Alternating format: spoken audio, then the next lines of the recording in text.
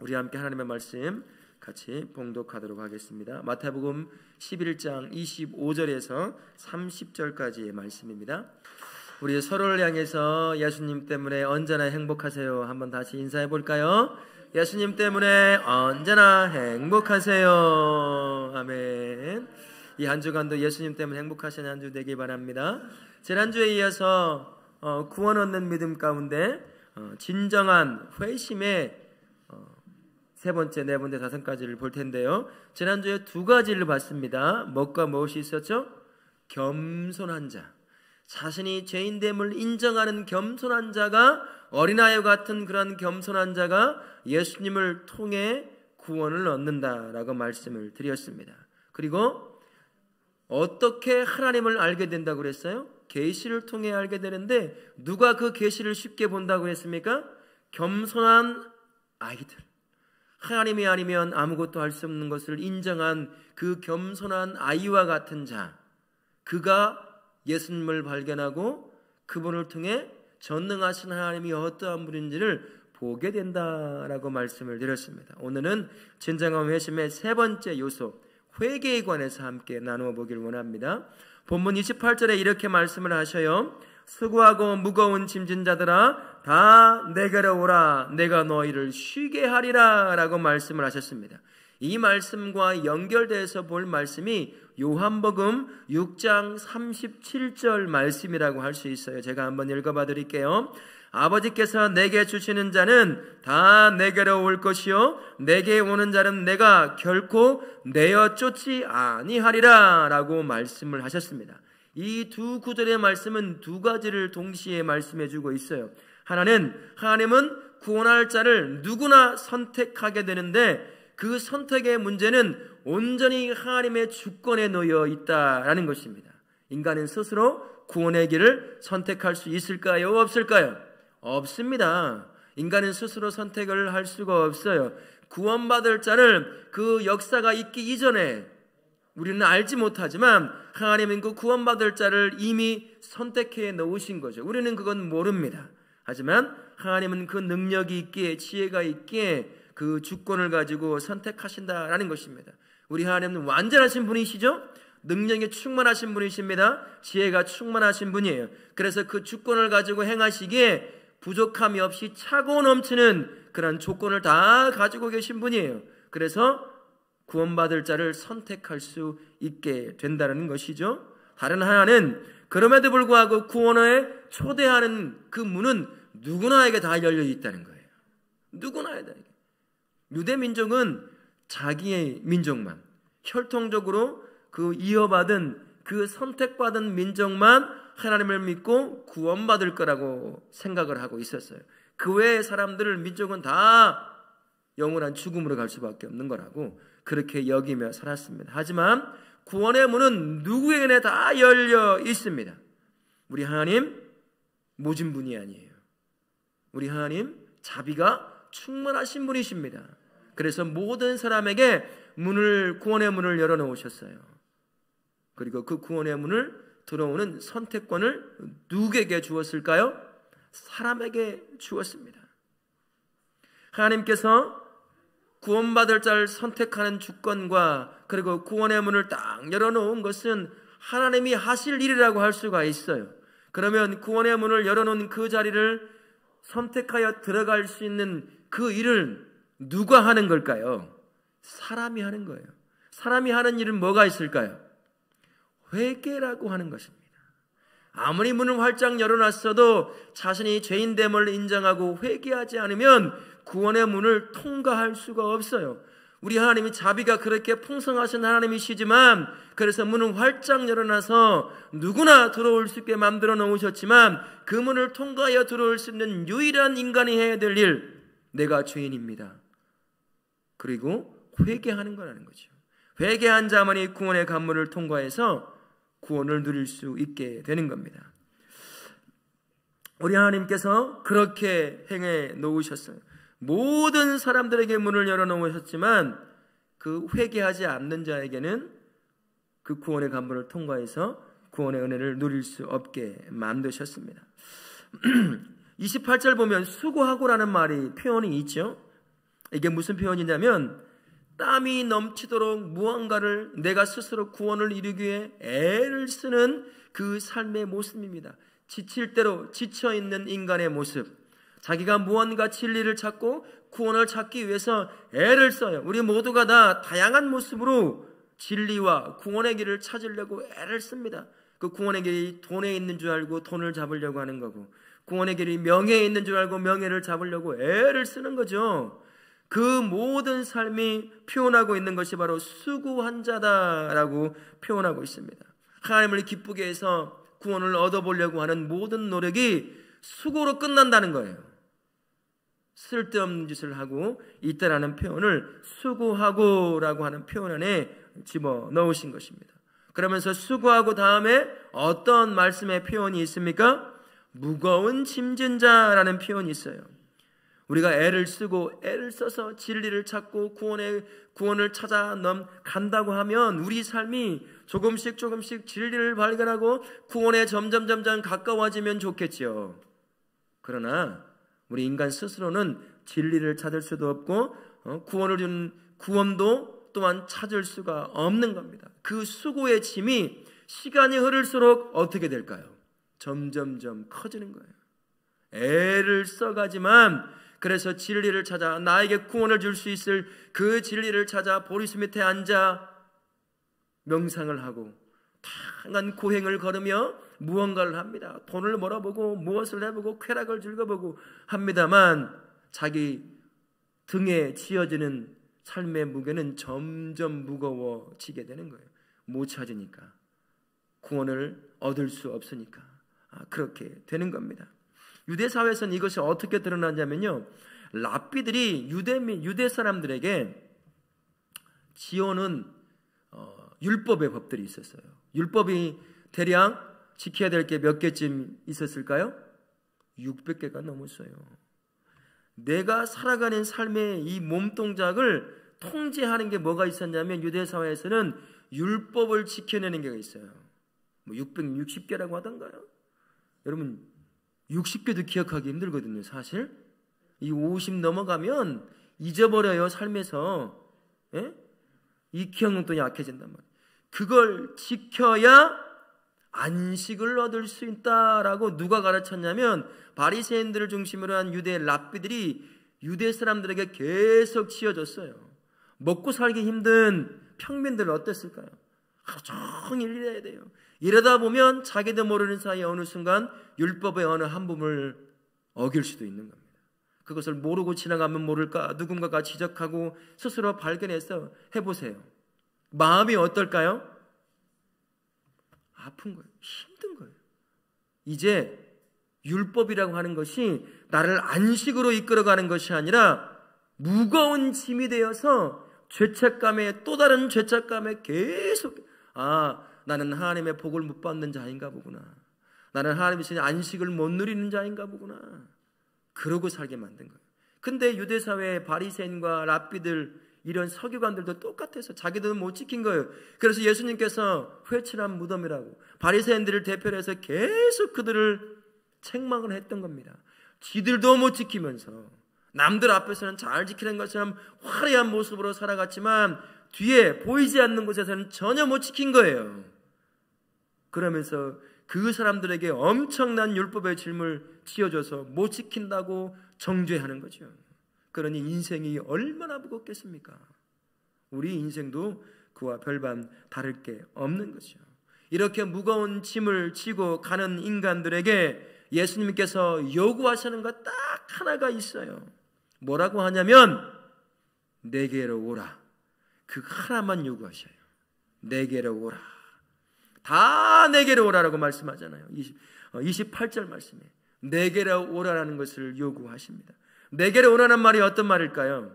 여기에 다른 말은 없지만 회개라는 의미가 담겨져 있어요. 무거운 짐을 지고 스스로 구원을 얻어보려고 죄된 삶을 애써 걸어가지만 걸어가는 그 삶의 한 걸음 한 걸음마다 이 등에는 또 다른 짐을 지을 수밖에 없는 그 영혼들을 향해, 그 삶을 향해 그만 가고 나에게 오라는 거예요. 그 죄의 삶을 그만 멈추고 돌이켜서 내게로 오라는 겁니다. 회개하고 내게로 돌아오라 라고 말씀하는 것입니다. 내게로 온다고 한다면 죄를 따라가던 그 길에서 얻을 수 없었던 진정한 안식을 내가 너에게 줄 거다라고 말씀을 하고 계십니다. 예수님은요, 자신 앞에 나오는 자들을 향해 안식을 주시는 분이셔요. 구원을 주시는 분이십니다. 죄의 짐을 내려놓고 회개라고 하는 방법을 통해, 관문을 통해 주님 앞에 나오면 그 모든 삶의 짐, 자기가 벗어보려고 했지만 시간이 흐를수록 더 무거운 짐으로 다가오는 그 인생에 진정한 자유함을 주시겠다라고 하는 겁니다. 회개라고 하는 것이 그래서 이렇게 중요한 겁니다. 회개는 우리 삶에 평생 해야 될 거예요. 우리는 넘어지거든요. 그래서 회개를 통해 매일같이 예수님 앞에 다시 나아가는 그러한 작업을 통해 구원을 매일같이 그 구원의 은혜를 누릴 수 있어야 하는 것입니다. 그러니 여러분 회개를 나의 삶의 일부로 가지고 사실 수 있기를 바랍니다. 진정한 회심의 네 번째 요소는 믿음이라고 하는 요소입니다. 28절 방금 읽었던 것처럼 다 내게로 오라 내가 너희를 쉬게 하리라고 했어요. 여기에 내게로 오라라는 말의 또 다른 의미가 무엇이냐면 나를 믿으라는 거예요. 이제 죄를 쫓아가던 삶을 돌이켜 회개를 통해 돌이켰으면 나에게 믿음을 가지고 나아오라는 겁니다. 왜 믿음을 가지고 나아오라고 할까요? 줄 게 있는 거예요. 예수님이 이 영혼에게, 회개한 영혼에게, 회개한 삶에 예수님이 줄 것이 있는 거예요. 그 다음에 뭐라고 되어 있습니까? 다 내게로 오라고 하고 내가 너희를 쉬게 하리라, 안식을 주리라, 구원을 주리라. 그러니 회개하고 돌이켰으면 믿음을 가지고 내가 너에게 줄 구원이 있다는 것을 알고 믿음을 가지고 내 앞에 나오라. 네가 인생 돌이키며 포기했던 것, 그것과는 비교할 수 없는 그 구원의 은혜를, 그 안식을 내가 너에게 줄 거다. 그렇게 말씀하고 있는 겁니다. 그래서 믿음이 필요한 거예요. 요한복음 6장 35절에 이렇게 말씀합니다. 제가 한번 읽어봐 드릴게요. 내가 곧 생명의 떡이니 내게 오는 자는 결코 줄이지 아니할 터이요 나를 믿는 자는 영원히 목마르지 아니하리라 라고 말씀합니다. 주님 앞에 인생의 모든 걸 내려놓고 주님 앞에 믿음을 가지고 나온 자들에게는 언제나 예수님이 차고 넘치게 채워주십니다. 그리고 목마르지 않게 인생을 만족하게 해주시는 분, 그분이 바로 우리 예수님입니다. 그래서요, 믿음과 회개라고 하는 것은 동전의 양면과 같아요. 돌이켰다고 하는 것은 곧 회개의 의미임과 동시에 내가 예수님 아니면 안 됩니다, 예수님만 붙잡겠습니다 라고 하는 믿음의 고백이기도 한 겁니다. 그래서 동전의 양면처럼 이 둘은 절대로 뗄 수가 없는 거예요. 정말 예수를 믿고 회개했다면 예수님을 붙잡지 않을 수 없는 것, 이제 아무것도 없는 겁니다. 삶을 다 포기해버렸으니 누구만을 붙잡는 일이 남은 거예요? 예수님만 붙잡는 일만 남은 거예요. 거기에 필요한 게 믿음이라고 하는 거예요. 나 이제 다 포기했습니다. 예수님이 아니면 안 된다는 걸 인정했습니다.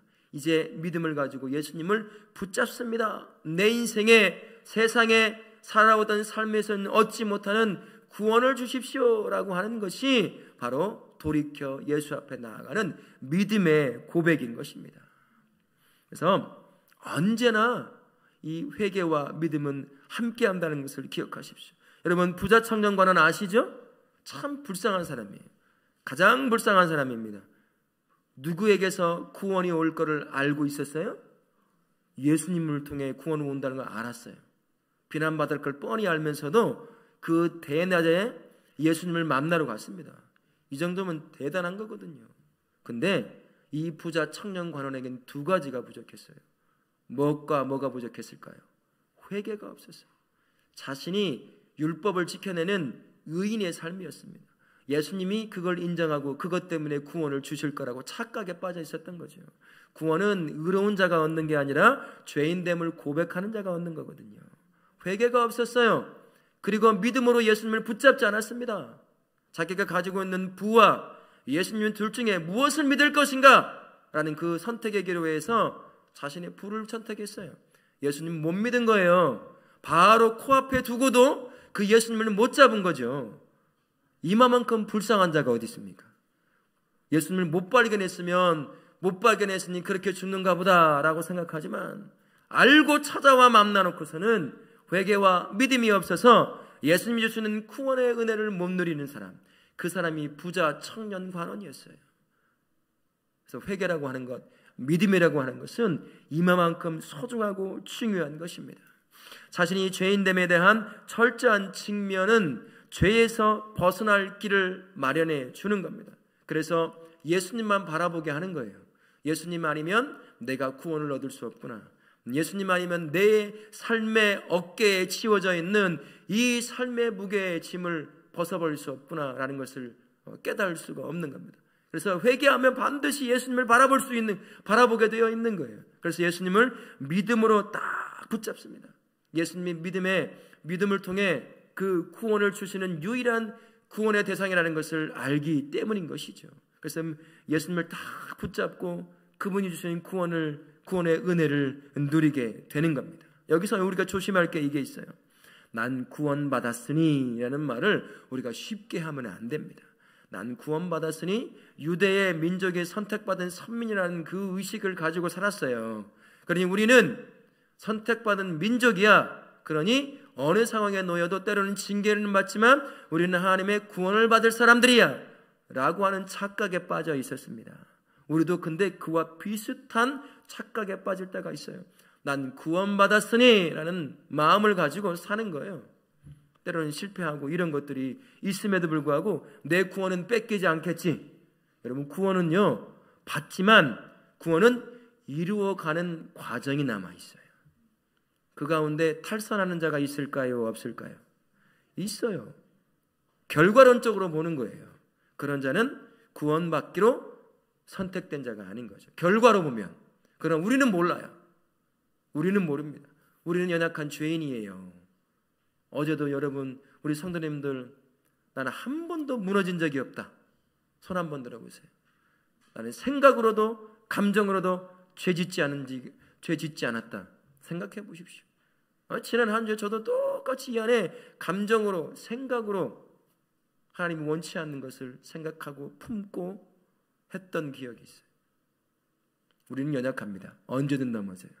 그래서 회개라고 하는 건요 절대로 중요해요. 구원받았으니 착각에 빠지면 안 됩니다. 회개는 나의 삶의 일부예요. 회개함으로 다시 나의 죄를 내려놓고 믿음으로 예수님을 딱 붙잡고, 그래야 하루에도 넘어지는 모든 삶 가운데서 그 붙잡는 예수님을 통해 주시는 구원의 은혜를 또 회복하여 누릴 수가 있는 겁니다. 이 한 주간도 여러분 똑같을 거예요. 저와 같이. 남들이 보는 앞에서는 죄짓지 않는 것 같지만 남들이 보지 않는 곳에서, 남들이 볼 수 없는 내면에서 생각으로 여러분들은 끊임없이 저와 함께 저처럼 죄 가운데 이리 무너지고 저리 무너지는 그런 삶을 살게 될 겁니다. 그런데 그 삶을 두고 나는 이미 구원받았으니, 아니에요. 회개가 있어야 합니다. 하나님, 내가 죄인입니다.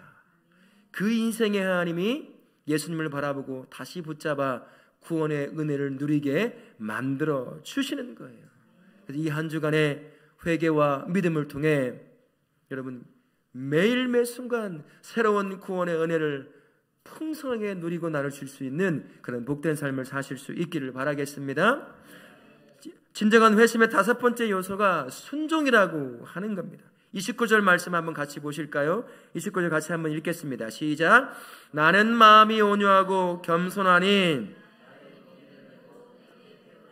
그러면 너희 마음이 쉼을 얻으리니 이는 내 멍에는 쉽고 내 짐은 가벼움이라. 아멘.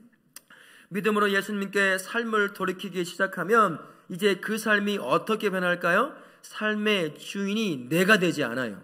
누가 나의 삶의 주인이 되고 왕이 되고 구주가 되실까요? 예수님이 이제 내 삶의 모든 것의 주인이 되십니다. 왕이 되셔요.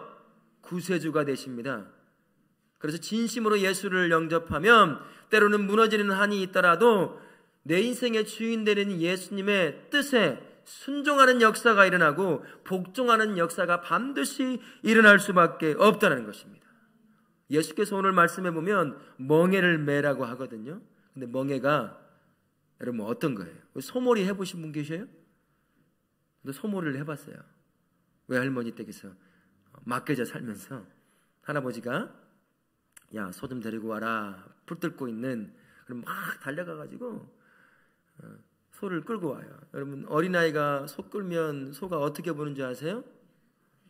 가짱게 봐요. 니나 잘해. 너나 가. 안 움직여요. 근데 끌고 오는 방법이 있어요. 어떤 방법일까요? 멍에처럼 콧부리가 있거든요. 그걸 딱 잡아당기면 아무리 조그만 애가 끌고 와도 따라올 수밖에 없어요. 아파가지고. 바로 그런 것과 비슷합니다. 예수께서 오늘 말씀해 보니까 나의 멍에를 매라고 해요. 예수님께서 멍에를 매라고 할 때 진짜 예수님의 인생의 주인이고 진짜 예수님이 인생의 왕으로 모셨다고 한다면 그 멍에를 매는 예수님의 명령에 순종과 복종으로 따라갈 수밖에 없는 겁니다. 근데 이런 분이 있어요. 그게 힘들 수도 있다는 생각에 그 멍에를 매려고 하지 않는다는 거죠. 그러면 구원의 안식을 얻을 수가 없어요. 진짜 예수님을 인생의 주인으로 모시지 않은 거죠. 어찌 주인이라고 한다면 그분이 명령하면 복종하고 순종하지 않을 수 있겠습니까? 죽을 수도 있는데요. 순종이 반드시 일어납니다. 복종이 반드시 일어나게 되어 있어요. 그래서 예수님께서 멍에를 매라 라고 명령하면 반드시 예수님을 구주요 주인이요 그리고 왕으로 모셔드렸다고 한다면 그 멍에가 무엇이든 매는 겁니다. 명령에 순종하고 복종하게 되는 것이죠. 예수님께서 그걸 보여주셨어요. 철저하게 인간의 몸을 입고 이 땅에 오셔서 성부 하나님의 뜻을 자신의 멍에로 뒤에 메었습니다. 그것이 어디에서 가장 많이 보였을까요? 십자가를 치기 전 겟세마네 동산에서 그 멍에가 얼마나 무겁고 무서웠고 하는 것인지를 그분이 직접 보여주셨어요. 아버지, 이거 하실 수만 있으면 옮겨주세요. 이게 우리의 고백이거든요. 그러나 내 뜻대로 마시고 아버지 뜻대로 되기를 원하나이다 라며 끝까지 성부 하나님이 지어준 멍에를 메고 가신 분이 예수님이셔요. 그러면 그분이 우리 인생의 주인 되고 왕이 되었다, 구주가 되었다면 그분이 나에게 내가 너에게 주는 멍에를 매라 라고 명령한다면 진짜 우리 인생의 주인 되신다면 우리가 그 명령에 순종하고 그 명령에 복종하는 인생이 되어야 하는 겁니다. 그래서 순종은요 진정한 회심의 5번째 요소가 되는 겁니다. 예수님의 명령에 또다시 어떤 것을 의미하냐면 제자 훈련과도 관련이 있는 겁니다. 예수님께서 이렇게 말씀하시죠. 내게 배우라 라고 말씀하셨어요. 고대 사회에서 학생이 스승에게서 배움을 받고 스승에게 복종한다는 의미를 이렇게 표현했다고 합니다. 선생의 멍에를 썼다. 내가 존경하는 선생의 가르침과 삶이 이제는 마치 내가 멍에를 쓰듯 그분의 인생이 내 어깨 위에 이제 딱 채워지는 거예요. 나는 이제 내가 원하는 대로 사는 사람이 아니라 스승이 살았던 삶, 옳다고 가르쳤던 그 삶을 살기로 복종합니다. 순종합니다. 라고 하는 그런 고백으로 제자가 되었다라고 할 때 그렇게 표현했다고 합니다. 예수님께서 나의 멍에를 메고 라고 하신 것은 그래서 결국 이거예요. 내가 예수님의 명령에 복종하는 것을 마지못해 하는 것이 아니라 기뻐하며 내가 복종하고 순종하겠습니다 라고 하는 그런 의미가 담겨져 있는 것입니다. 절망 가운데 있는, 죄 가운데 살다가 절망할 수밖에 없는 그 인생을 다스려 주십시오 라고 그분의 뜻에 내 인생을 맡기는 것과 똑같은 의미가 담겨져 있다라는 것입니다. 그래서 예수님을 진짜 나의 왕이요 주인이요 구주로 모셨다고 한다면 이 순종과 복종이라고 하는 것은 결코 내 삶에서 없는 것이 아니에요. 반드시 있어야 합니다. 여러분, 예수님의 뜻에 예수님께서 여러분에게 지어주신 예수님의 뜻이라고 하는 멍에에 순종하며 복종하며 그렇게 살고 있습니까? 아멘이 없어요. 쉽지 않죠. 저도 아멘이라고 쉽게 말할 수가 없네요. 그게 연약한 저와 우리의 삶인 거죠. 그럼에도 우리가 구원의 은혜를 누릴 수 있는 건 뭘까요? 하나님의 자비하심 때문이고 그 사랑 때문인 거예요. 그래 안다 라고 하는 거죠. 그럼에도 불구하고 우리가 예수님이 나의 인생의 주인이요 왕으로 모셨다고 한다면 그분께서 그분의 뜻을 내 삶의 멍에로 메어주시면 우리는 그것을 순종하고 복종하는 걸 기쁨으로 받아야 될 줄로 믿습니다. 왜 그러냐면 예수님께서 말씀하셨어요. 예수님은 마음이 온유하고 겸손하기 때문이라고 했습니다. 세상이 우리에게 지어주는 삶의 멍에 얼마나 무겁습니까? 힘듭니까? 삶이라고 하는 멍에가 우리 안에 지어졌을 때 여러분 나 삶 그냥 잘 때부터 깨서 모든 게 즐거워 그냥 사는 게 그냥 행복이야 이렇게 말하는 분 한번 손 한번 들어보세요. 제가 못 봤어요. 마약하지 않고는 그렇게 말을 못합니다. 마약쟁이만 그렇게 할 수가 있어요. 다 삶의 무거운 멍에를 지고 살아요. 앞에서는 웃는 것 같지만 속은 썩어 들어가는 거죠. 돈의 문제, 건강의 문제, 자식의 문제, 부모의 문제, 남편의 문제, 아내의 문제, 직장의 문제, 사업장의 문제, 자기 건강의 문제, 셀 수 없는 인생의 멍에가 우리 앞에 지어지잖아요. 얼마나 무겁습니까? 시간이 흐르면 흐를수록 가벼워져야 될 인생의 멍에가 어때요? 가면 갈수록 무거워져요.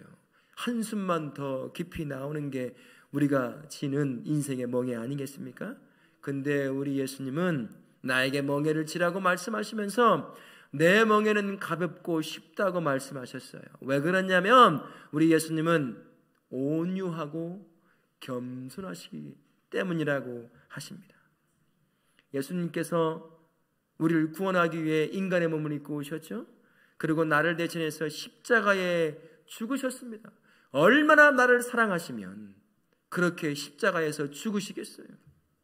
그만큼 나를 사랑하셔요. 나를 사랑하는 예수님께서 세상에서 질 수 없는 멍에를 내 어깨에 매게 하실까요?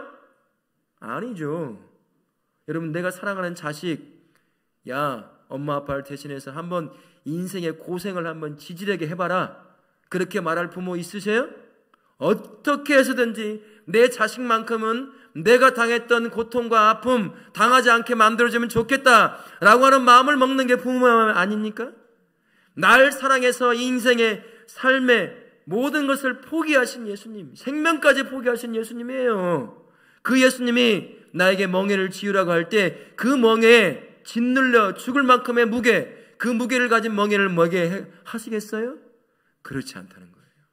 그래서 가볍다, 쉽다 라고 얘기하시는 거예요. 왜 그럴까요? 우리 예수님이 그 멍에를 지을게 하는 능력이 되어주시기 때문이에요. 그 예수님이 그 멍에를 지을 수 있도록 지혜가 되어주시기 때문이에요. 그러니까 예수님께서 나의 삶을 향해 내가 너에게 지어주는 멍에를 매라고 할 때 두려워할 필요가 없어요. 예수님이 능력되고 지혜가 되어주시기에 우리는 언제든 그 예수님이 매라고 하는 예수님의 인생이라고 하는 예수님의 뜻이라고 하는 멍에 우리가 맬 수 있는 거예요. 내가 능력이 있어서요? 내가 지혜 있어서 맬 수 있을까요? 그렇지 않습니다. 우리 예수님이 능력이 되어주시고 지혜가 되어주시기에 우리는 그 멍에를 거뜬히 맬 수 있는 줄로 믿습니다. 그런 예수께서 내 뜻을 향해 네 멍에로 매라 라고 할 때 겁먹고 뒤돌아 도망치지 마십시오. 부자 청년관원과 같은 가장 불쌍한 자가 되지 말라는 얘기입니다. 예수님께서 매어주시는 멍에는 그분 때문에 가벼워요. 그분 때문에 쉽습니다. 멍에를 매는 그가 멍에를 매지 않는 자가 누리지 못하는 놀라운 구원의 은혜를 누리게 될 겁니다. 이 한 주간 여러분 우리 예수님께서 여러분의 인생의 삶에 멍에를 매라고 하실 거예요. 나의 뜻이 네가 짊어져야 할 멍에다. 그러나 결코 무겁지 않아. 가볍고 쉬울 거야. 내가 너의 능력이 되어줄 거고 내가 너의 지혜가 되어줄 거니까 겁먹지 말고 내가 너에게 메어주는 멍에를 나와 함께 메고 가자 라고 말씀하실 때 예수님 아멘 내가 그러겠습니다 라고 그 명령에 순종과 복종으로 쫓아가실 수 있는 우리 성도님들 되시기를 예수님의 이름으로 축원합니다. 아멘.